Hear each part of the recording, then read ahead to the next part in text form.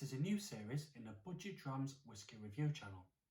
Here I'll be looking at single malt whiskies from another country, whether it's a full bottle or a sample that has been sent to me. So, shall we see where I'll be going first?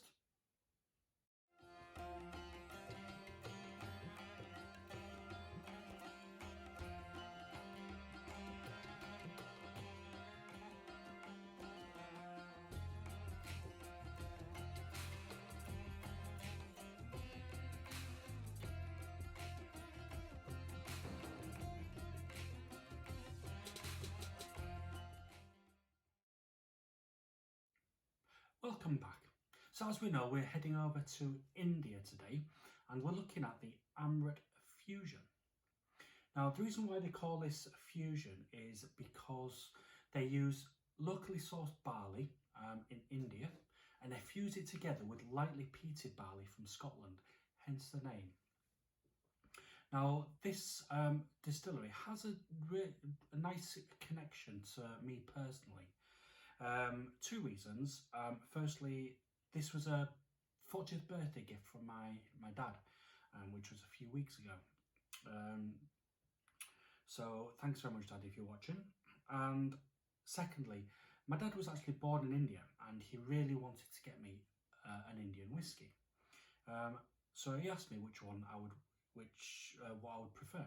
Now, I wasn't too sure. Now, there's two distilleries in India. There's Paul John and Amrut.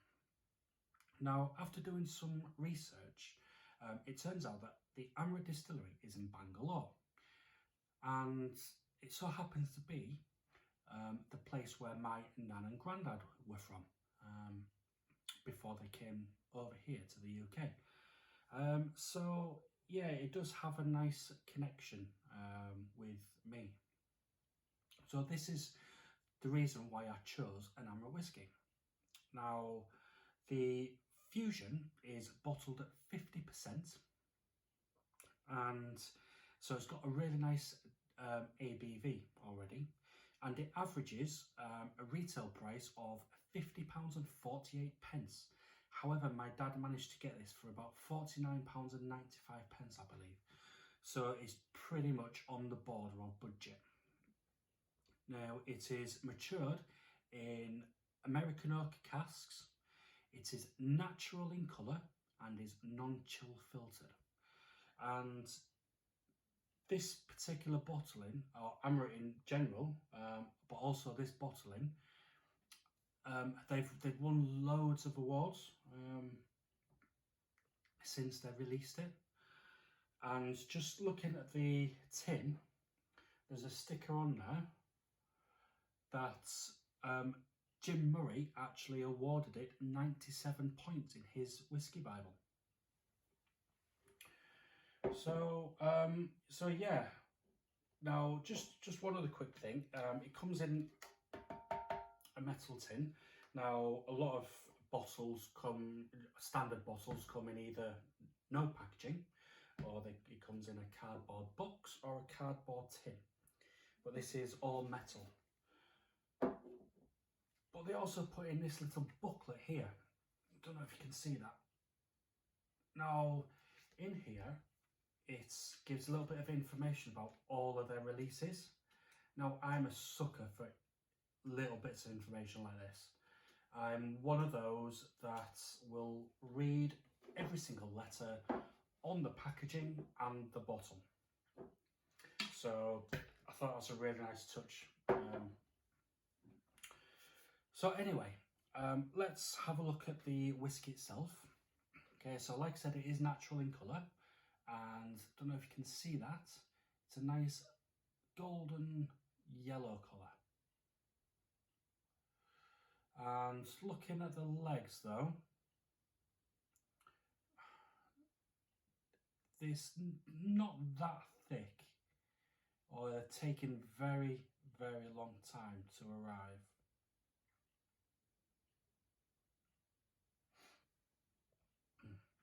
So anyway, let's take it on the nose.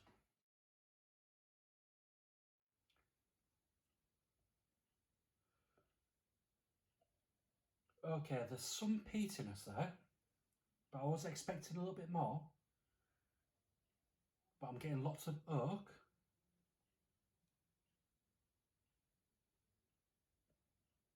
I'm getting some dry tea leaves as well, and a bit of bay leaf.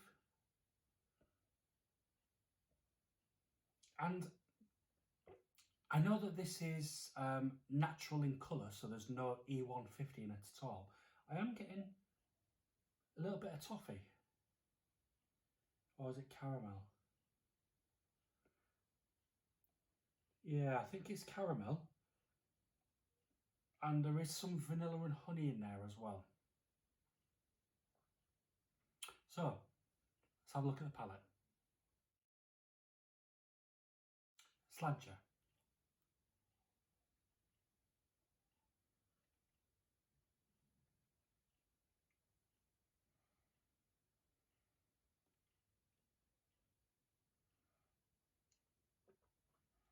Okay. It starts off quite creamy. It's got a really nice mouthfeel. Nice thick mouthfeel. Now the first note I get is a sharp sweetness.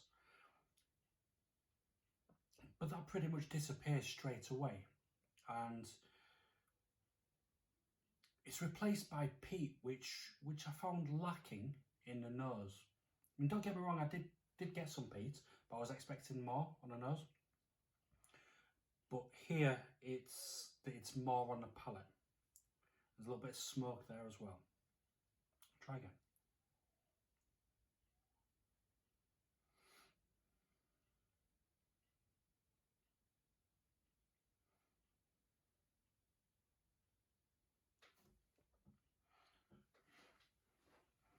Now the official notes do say that you should be getting a sherry trifle flavour, which I agree with. I am getting that. But once you get past the peat and the trifle, the dried smoke remains, and I would say it's like an ashy smoke, a dry ash. Not a wet ash like what I get with a Lafroig. It's a little more pleasant than the wet ash. It's really nice. It's quite spicy as well. It's peppery.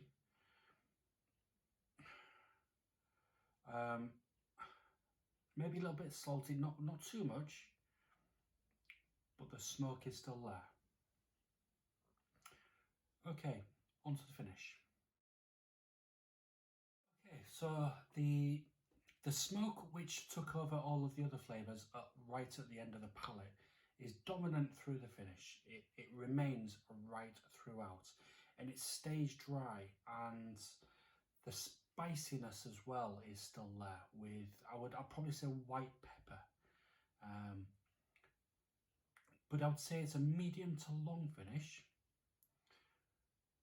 and it's really nicely balanced.